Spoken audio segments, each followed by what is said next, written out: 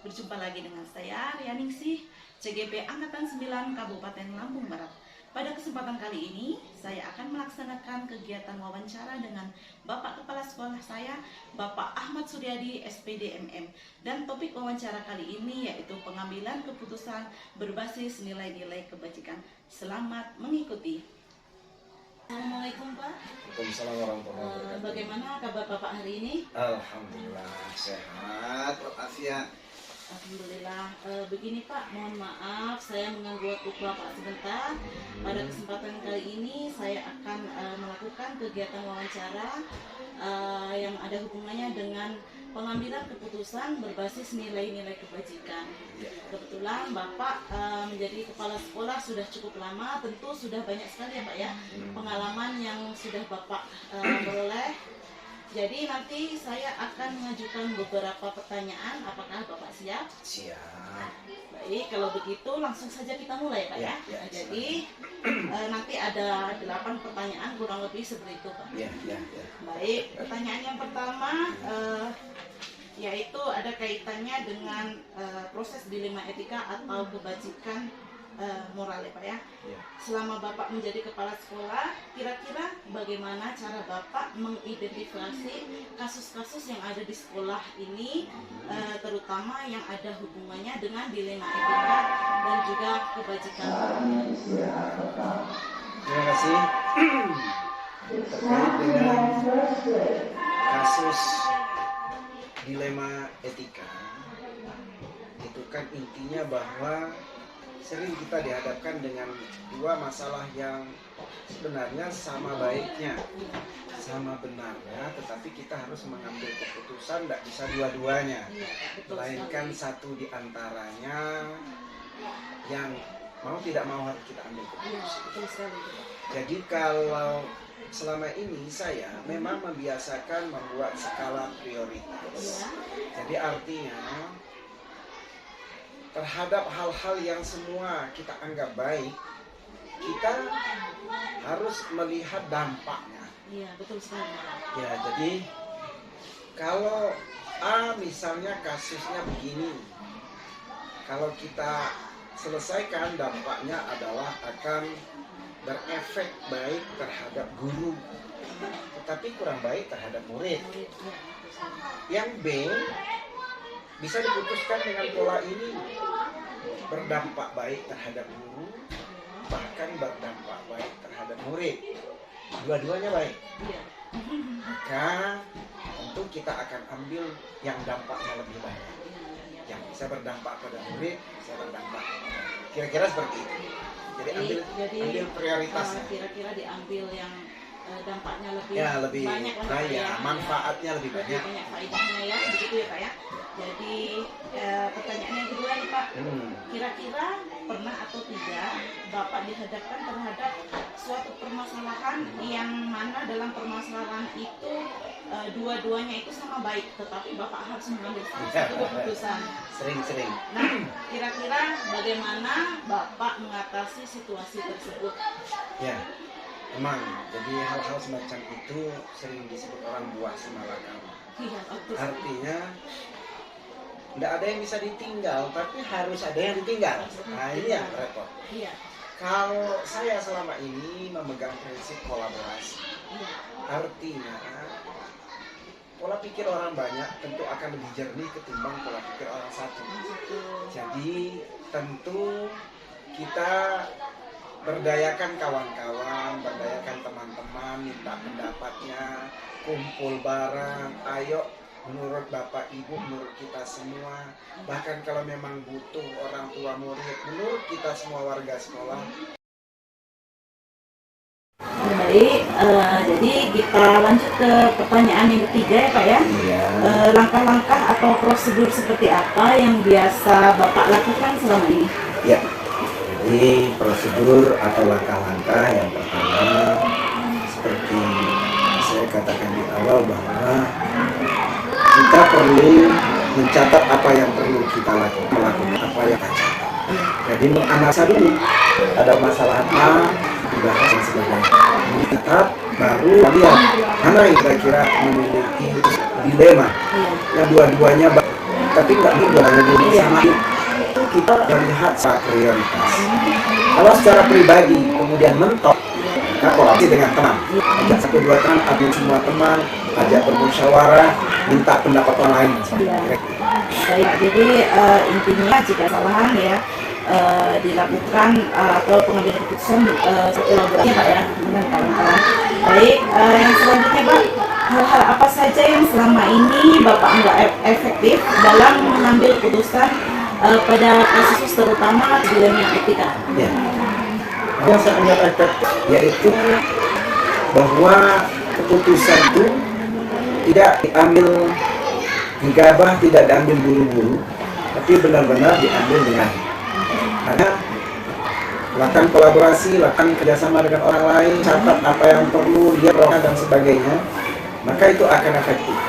Lain halnya dengan yang kalau kita menyelesaikan masalah tetapi tidak mencatat, tidak membukukan, kemudian tidak mendokumentasikan permasalahan, maka kadang-kadang seminggu setelah itu kita lupa ini kemarin itu ada masalah apa ya. Masalah apa?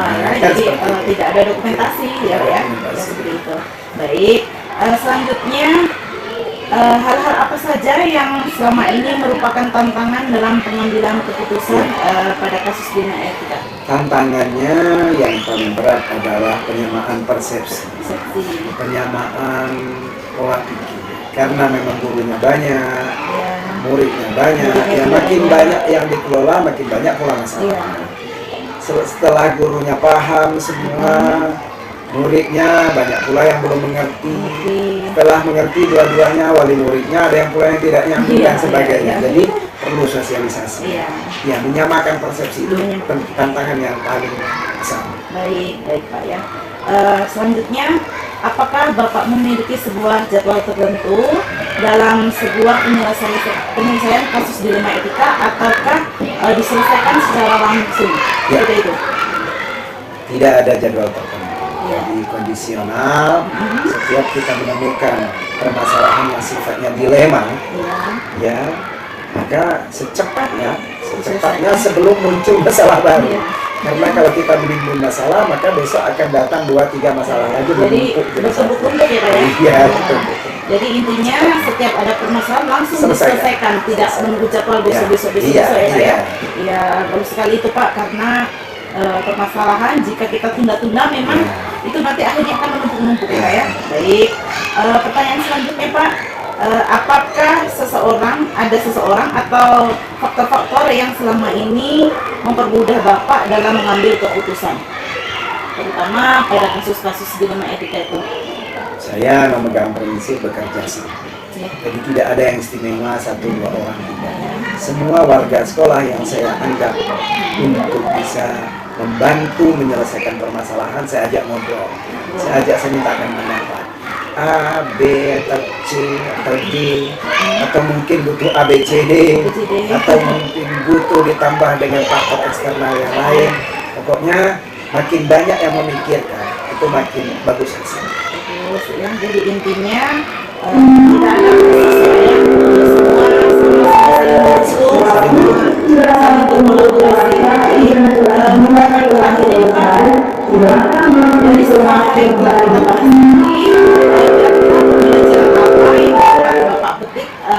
dari pengalaman Bapak dalam mengambil keputusan selama ini, khususnya mengambil keputusan dalam hal dilema etika.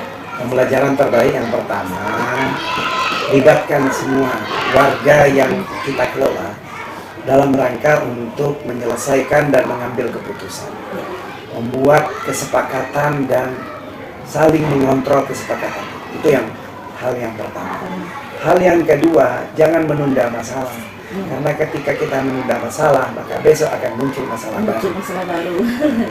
Hal yang ketiga, terbukalah atas semua. Jangan ditahan sendiri. Karena pikiran orang satu tentu akan kalah dibandingkan pikiran orang banyak. Saya kira itu. Baik, percakapan kita dari awal sampai akhir tadi sudah selesai Pak. Ya. Alhamdulillah berjalan juga dengan lancar. Ya. Terima kasih atas waktunya. Ya. Saya sudah mengganggu mungkin Bapak banyak sekali kegiatan yang harus Bapak urus ya Pak. Ya, ya. Terima kasih sekali lagi. Saya ucapkan Assalamualaikum warahmatullahi wabarakatuh. Waalaikumsalam warahmatullahi wabarakatuh. Terima kasih, semangat. Mudah-mudahan kedepannya lebih baik. Amin. Ya. Permisi Pak ya. Ya.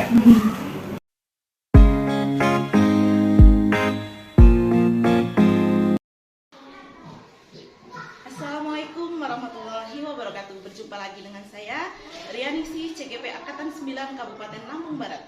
Pada kesempatan kedua kali ini saya akan mewawancarai Ibu Nurma. Beliau adalah Kepala Sekolah SD Negeri Canggu, Kecamatan Batu Berak, Kabupaten Lampung Barat.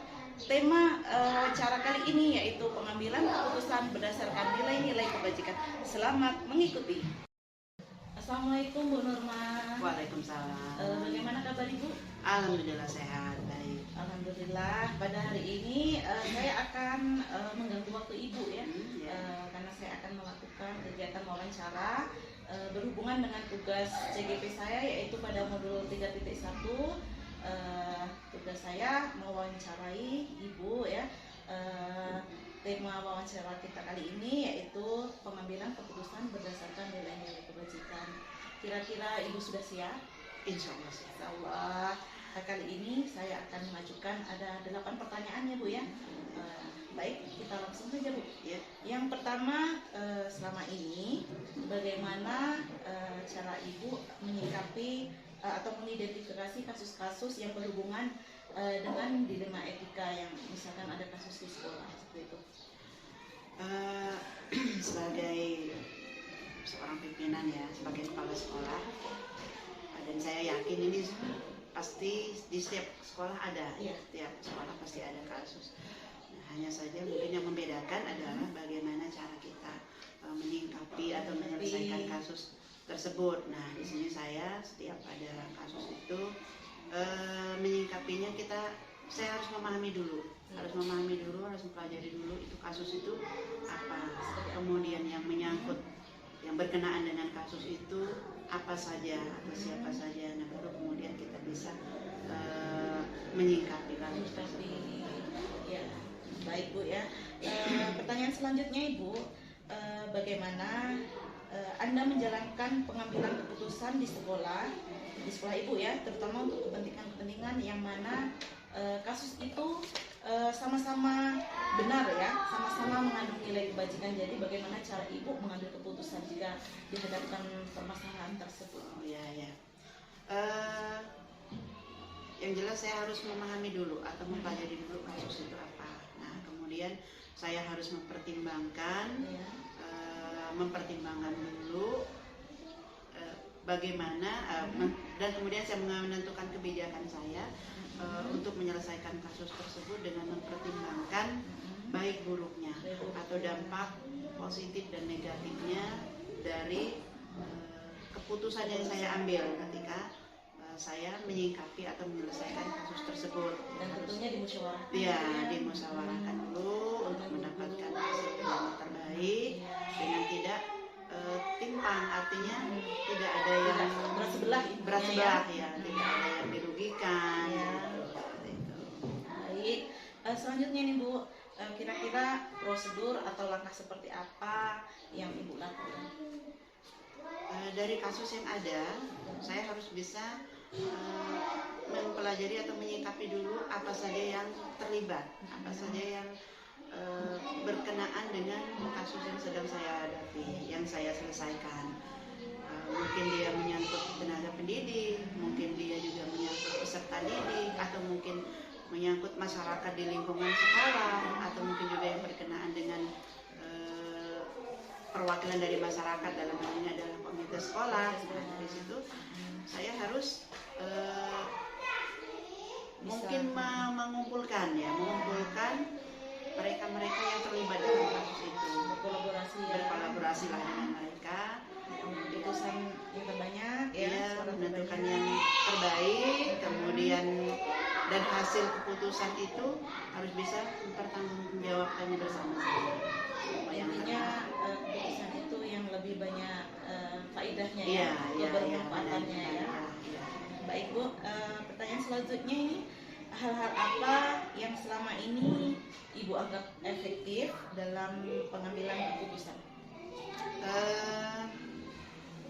Pertama mungkin saya harus menyederhanakan dulu kasus itu.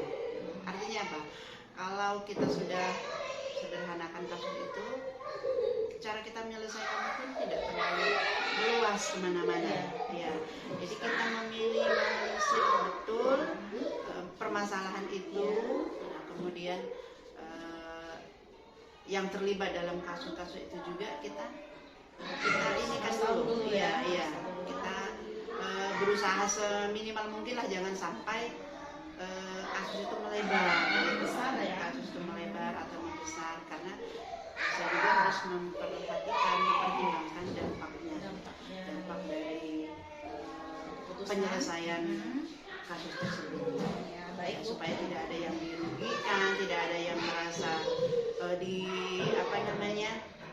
dianaktirikan atau bagaimana gitu. Ya, betul. Jadi sebelum mengambil keputusan memang kita harus mengetahui dampaknya dan seperti apa ya. Ya. Selanjutnya hal apa saja yang selama ini menurut Ibu merupakan tantangan dalam pengambilan keputusan, terutama kasus-kasus itu ada kaitannya dengan dilema etika? Yang menjadi tantangan ya, karena setiap manusia itu pasti berbeda ya. Ya, mungkin dari cara berpikirnya, dari karakternya. Nah, jadi di situ saya harus mempertimbangkan, kalau saya mengambil keputusan A misalnya, saya harus memperhatikan bagaimana dampaknya ke pihak B gitu. Nah, makanya dari situ saya harus memahami betul Karakter masing-masing ya. Kemudian cara penyampaian saya juga, saya harus betul-betul menjaga bagaimana agar perilaku mereka setelah adanya keputusan itu, setelah adanya dari kasus itu, karena jangan sampai begitu masalah ini kita anggap selesai, ternyata malah ada masalah baru. Betul sekali itu Bu. Pertanyaan selanjutnya Bu, apakah Anda atau Ibu mempunyai jadwal tertentu dalam menyelesaikan masalah jika menghadapi kasus-kasus, atau kasus itu diselesaikan secara langsung di tempat? Jadi namanya kasus itu kan nggak tentu ya, kapan itu terjadi, dan kemudian kasusnya itu tidak direncanakan ya. Tidak direncanakan ya. Bisa jadi kasus terjadi dalam kelas antara siswa dengan siswa, bisa jadi pula antara guru dengan siswa, bahkan mungkin ada kemungkinan juga antara guru dengan wali murid. Nah, itu kalau saya itu sesegera mungkin ya, karena secepat mungkin, karena kalau kita menunda suatu masalah bisa jadi justru menimbulkan masalah baru, masalah yang lebih besar lagi. Jadi sebisa mungkin setiap hal-hal yang terjadi pada saat itu, sebesar atau sekecil apapun yang terjadi kasusnya, maka saya selalu berusaha untuk menyelesaikan saat itu juga. Jadi tidak ditunda ya. Jadi tidak perlu jadwal untuk besok. Tidak, kecuali masalah itu memang dia menyangkut hal-hal yang lebih luas, mungkin itu menyangkut orang tua murid. Nah kan kalau menyangkut orang tua murid, mungkin pada saat itu kita undang, kita panggil, kan belum tentu mereka bisa datang, karena belum tentu juga waktu mereka ya, mungkin ditunda besok atau bagaimana. Tapi yang jelas itu harus saya sesegera mungkin ya. Artinya tidak ada prosedur ya, tidak ada prosedur, tidak ada jadwal-jadwal, sebisa tergantung kasus itu terjadinya kecuali kegiatan di sekolah baru direncanakan. Kalau ada hubungannya dengan kasus tidak terencana, karena itu bisa terjadi langsung diselesaikan intinya ya Bu ya. Pertanyaan selanjutnya Bu, adakah seseorang atau faktor-faktor di sekolah ini yang mendukung Ibu atau membantu Ibu dalam setiap Ibu mengambil keputusan? Jelas ada ya, jelas ada. Maka yang saya lakukan adalah yang saya utamakan adalah menjalin kerjasama yang baik, ya, menjalin kerjasama yang baik dengan rekan-rekan kerja, dalam hal ini dengan Bapak Ibu Dewan Guru, kemudian dengan orang tua siswa, dengan masyarakat di lingkungan. Nah, karena begitu ada hal-hal terjadi, maka disitulah saya duduk bersama dengan mereka, membahasnya, membicarakannya, kemudian bagaimana keputusan yang terbaik. Nah, dengan keputusan yang sudah kita ambil, insya Allah itu bisa dipertanggungjawabkan bersama-sama. Ya, jadi artinya banyak sekali ya faktor-faktor yang mendukung ibu di sekolah. Jadi kegiatan kolaborasi kebersamaan guru-guru itu memang pakat ya. Jadi ini pertanyaan terakhir Bu, dari percakapan kita dari awal sampai akhir tadi, kira-kira pelajaran apa yang dapat ibu ambil dalam masalah pengambilan keputusan berdasarkan nilai-nilai kebajikan? Kadang-kadang memang kita menentukan suatu kebijakan ya Bu ya, itu banyak kontra, pro dan kontra. Disinilah tantangan bagi saya untuk bisa menentukan atau mengambil suatu keputusan itu dengan beberapa pertimbangan. Artinya saya harus memperhatikan dampaknya, dampak setelah keputusan itu diambil, karena saya juga bertanggung jawab untuk menjaga hati, perilaku dari Bapak Ibu Dewan Guru saya, rekan kerja saya, supaya mereka bekerja itu betul-betul dengan penuh tanggung jawab, dengan penuh rasa ikhlas. Nah, begitu pula kalau dia menyangkut siswa, saya juga bertanggung jawab untuk menjaga supaya siswa itu tidak ada rasa trauma, tidak ada rasa trauma, tidak ada rasa takut, dan mereka bisa belajar dengan aman, nyaman, dan nyaman. Iya, baik Bu. Kegiatan wawancara kita sudah selesai. Pertanyaan dari awal sampai akhir dapat Ibu jawab dengan baik. Sekali lagi terima kasih atas waktu yang Ibu berikan. Ibu mungkin banyak sekali pekerjaan dan kali ini saya ganggu sebentar.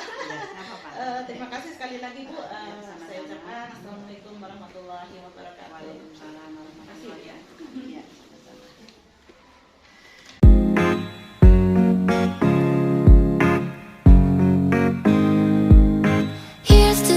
That we got. Cheers to the wish you were here, but you're not. 'Cause the drinks bring back all the